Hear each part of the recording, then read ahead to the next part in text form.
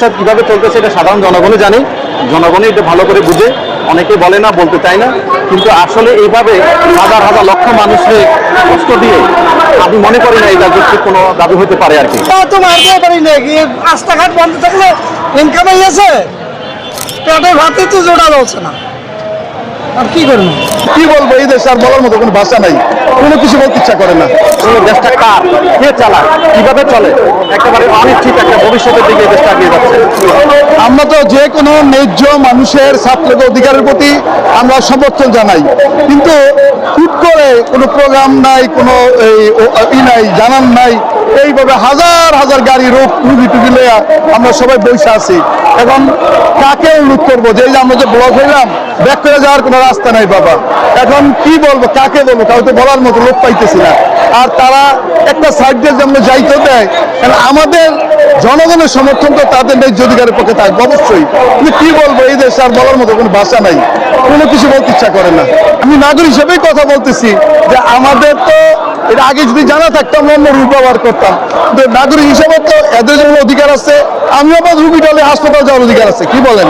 এখন এইভাবে এই যে অনিশ্চয়তা, এই যে আমার গাড়িটা আমলে বসে আছে, কতক্ষণ পয়সা থাকবে আল্লাহ জানে।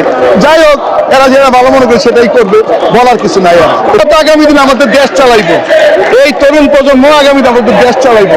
এরা যদি জনগণের কথা না ভাবে, সেটা ভবিষ্যৎ নির্ধারণ করবে কি হবে, তারা দেশ চালাইবে। ভাববিতণ্ডা কিছু নাই আর কি। আমরা আছি সাধারণ মানুষ, আমরা হসপিটাল থেকে রোগী নিয়ে আসছি, গাড়িতে বসে আছি। এখন এই কখন কি আন্দোলন হবে, কোন রাস্তা বন্ধ হবে, কোন রাস্তা খোলা থাকবে, আমরা তো কিছুই বুঝতে পারি না। আপনি দেখেন পিছনে হাজার হাজার গাড়ি, লক্ষ লক্ষ মানুষ বসে আছে।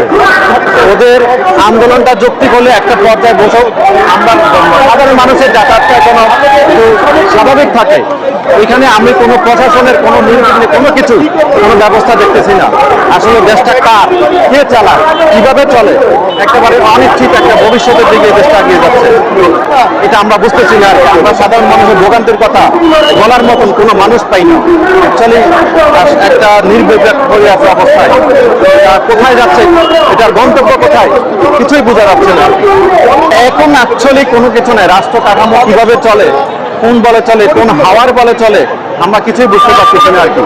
এগুলা জনগণ একটা যৌক্তিক আন্দোলন হলে তাদেরকে একটা যৌক্তিকভাবে একটা প্রশাসন একটা আশ্বাস দিবে, রাস্তাটা নির্বিঘ্ন করবে, জনসাধারণের চলাচলগুলো একটা স্বাভাবিক রাখবে।